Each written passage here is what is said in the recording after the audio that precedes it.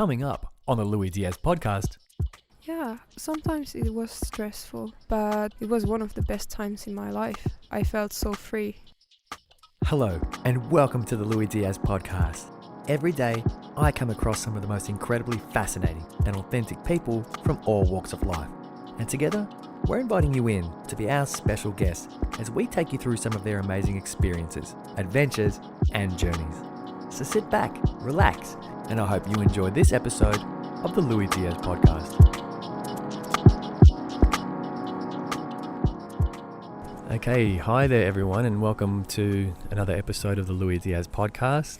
Today I've got a guest with me, someone by the name of Lempi, who has been on some incredible journeys and had some amazing experiences, and I kind of picked up on that from the moment we both met. So welcome, Lempi. Thank you.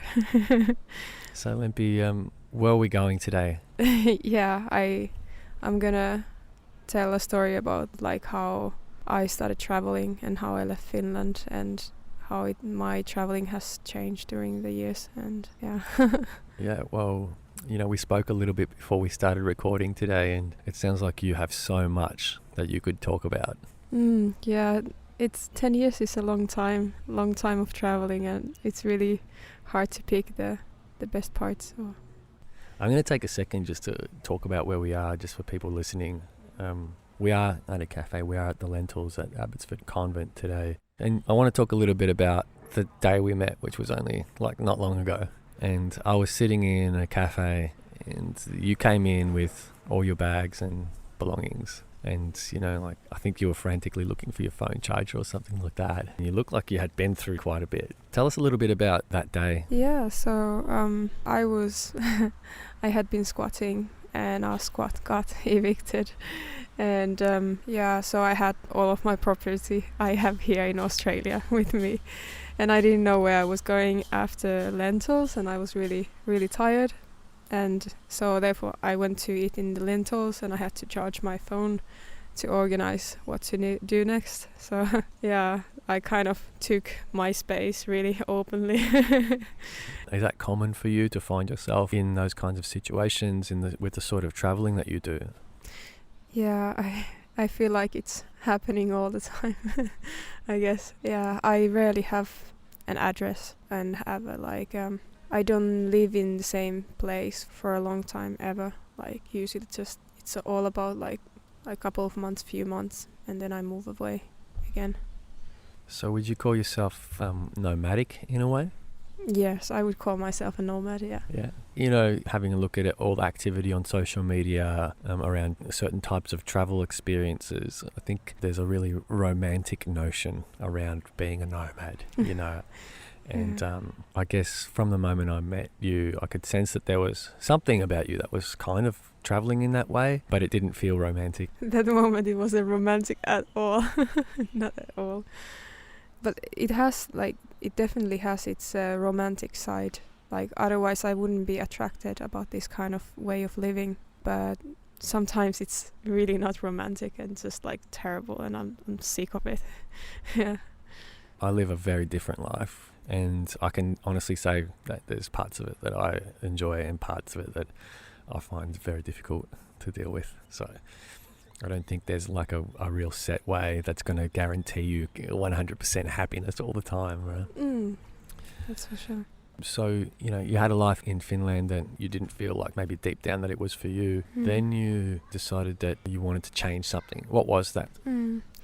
Well, when I moved away from Finland for the first time, I didn't know that was the solution. I was supposed to go to London for 3 months and come back to Finland afterwards. And when I went to London, when I moved there, I felt amazingly good. I felt so happy after being depressed for such a long time in Finland. So I just realized no way I'm going to go back to live in Finland. And I was doing this au pair job in London, and it didn't work out. And I had to go back to Finland after 1 month, but I already knew that I would get away as soon as possible, that I would just get rid of my things and take just the necessary things and just leave again. And yeah, after a couple of months I moved to Ireland, and after that to Holland, and after that to India, and Yeah. Cool. So London was the place that sort of kicked it off for you. Yes, when I was 21, I was more into big cities. I guess I wanted action, and I still like action, definitely. I'm here in Melbourne. Melbourne is full of action. But yeah, in these days I prefer it a little bit calmer places. But yeah, I really loved it in London back then. And I wanted to go back, but the next au pair job I found from Ireland, and this is why I moved to Ireland afterwards. And I love it in Ireland as well. So you mentioned Holland and Asia and India. Mm-hmm. It sounds like there's several different places that you've been to.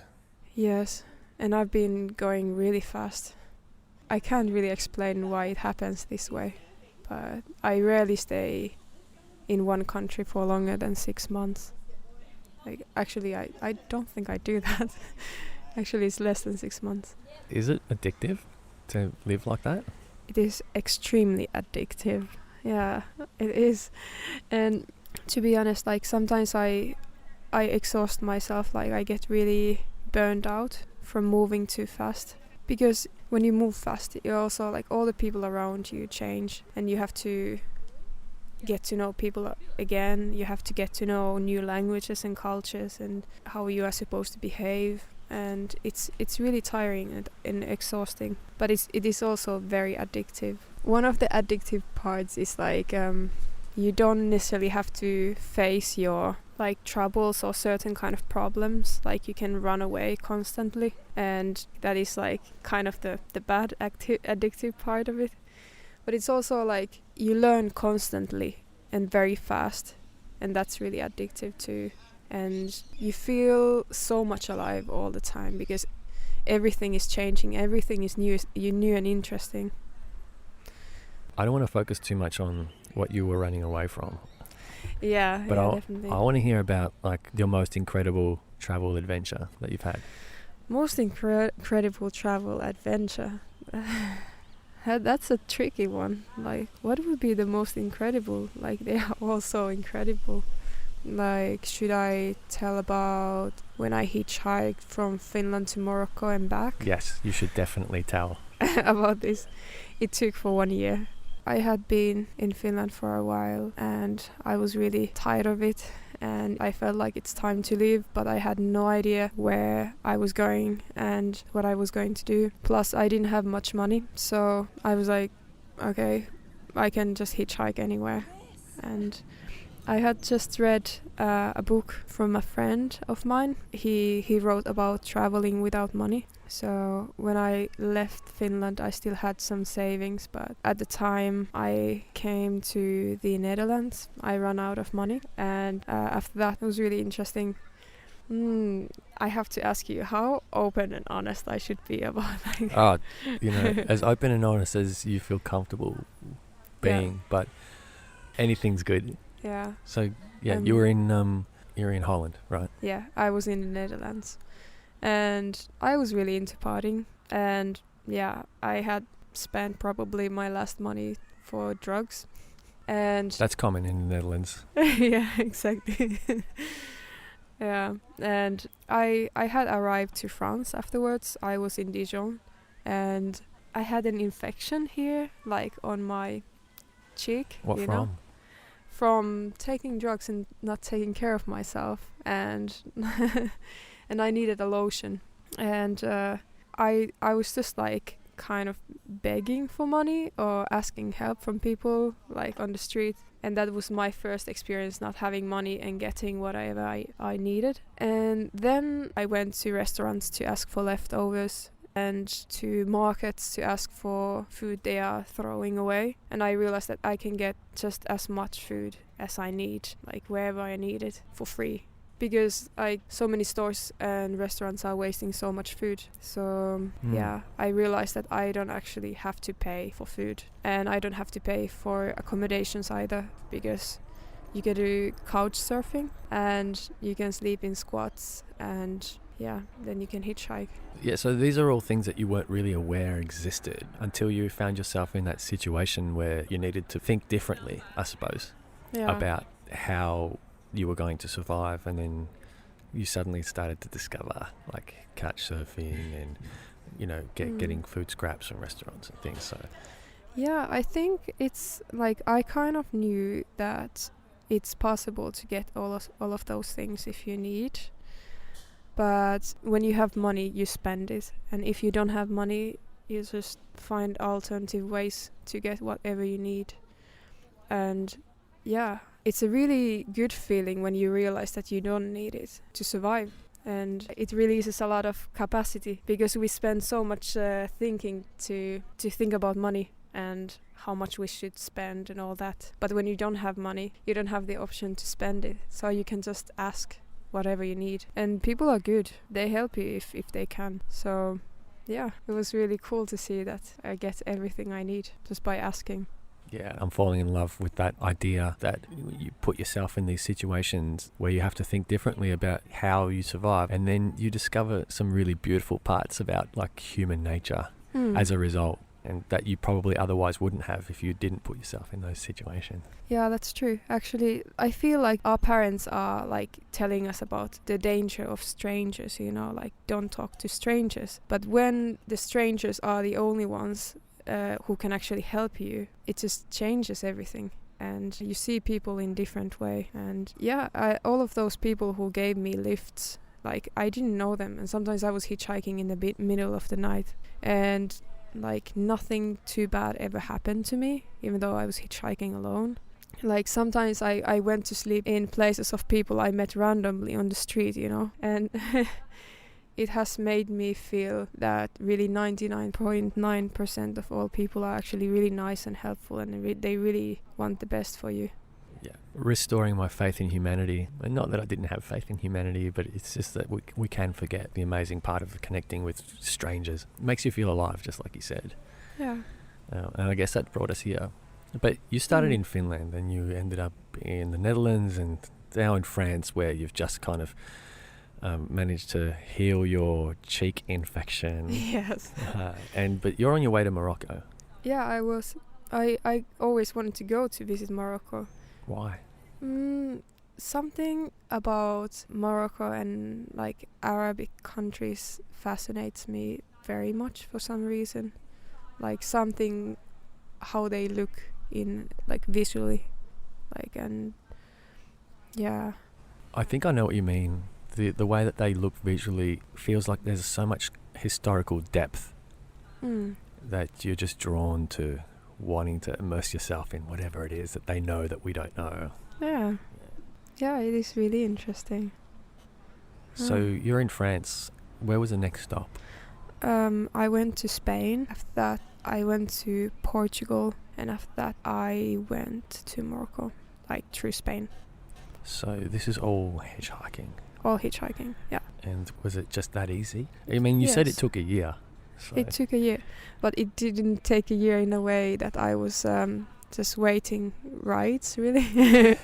It was like getting lifts was really easy and fast, but I spent some time in Amsterdam, and I spent a month or two in Hamburg, and I was in Berlin too. And yeah, I was a couple of weeks here and there, just for fun, making friends, spending time with old friends. Yeah. And so your aim was to hitchhike from Finland to Morocco. You've stopped in all these amazing places that people dream of going to. Were you able to really enjoy yourself? Yeah, sometimes it was stressful, but it was one of the best times in my life. I felt so free. And with time, now when I'm getting older, I want more stability. But back then I didn't care if I was leaving like every 2 weeks or... Yeah, cool. Really cool. So here we are where you've ended up in Morocco. What did that feel like? It felt really, really amazing. And it also taught me a lot, because like people were scaring me before going to Morocco. Like I posted in Hitch Partners or something like this, where you can find people to hitchhike with. I was asking people like, would someone come with me to Morocco, because I have heard it's a little bit more dangerous. And a lot of people came to scare me, like, hey, don't go there alone, as people see me as a woman. Like, so they said, don't go alone as a woman. It's too dangerous. Like, you will die or something bad will happen to you. And I really got scared when people said all of these things to me. And I chose to go with a friend that I didn't know back then. Remi was my hitchhiking partner that I went there with. But when we started hitchhiking together in Morocco, it was really nice to hitchhike with him. But then I started hitchhiking on my own again. And it wasn't scary at all, really. And I wouldn't say it was dangerous either. It was actually just completely fine to hitchhike alone. And of course, like, every now and then there are people asking you, like, oh, would you like to marry me? Or you would like to come with me to my place or something like this. And sometimes they might put a hand on your leg or something like this. This is common life of a person who looks like this, you know, like people treat me in a certain way, you know, because they see me as a woman. But what I liked about Morocco is that I felt like that if I said, like, no, I'm not going with you, or no, I'm not going to marry you, that was it, you know. They didn't ask twice. It was like, okay, that's fine. And like, I didn't have the same experience in India, for example, or in many places in Asia or South America. And yeah, so I didn't really feel unsafe in Morocco. So you've got there and you're having these experiences and you found that it's nowhere near as dangerous as what people were warning you against. They had absolutely no idea what they were talking about, really. But you decided not to listen and go and do your own thing. At first I decided to listen them, and I started to hitchhike there with Remi, but then we went to different paths and I realized that it's completely fine for me to hitchhike alone. So how long did you end up staying in Morocco? I was there in total for 1 month. I could have stayed for longer because I really enjoyed Morocco. It's really beautiful. But I had a partner back then, and my partner was living in Germany. And after 4 months of being away from him, I started miss him a lot, and I had to go. Yeah, I can relate to that. So that was why you left, I suppose. Yeah, I wanted to stay away from Europe, like while it was the coldest months. And he told me via email that it's starting to get warmer already in Germany, and it's safe to come back. So, yeah. So I slowly started to go back. And so are you looking to do more of the same here in Australia, more of like the hitchhiking and the...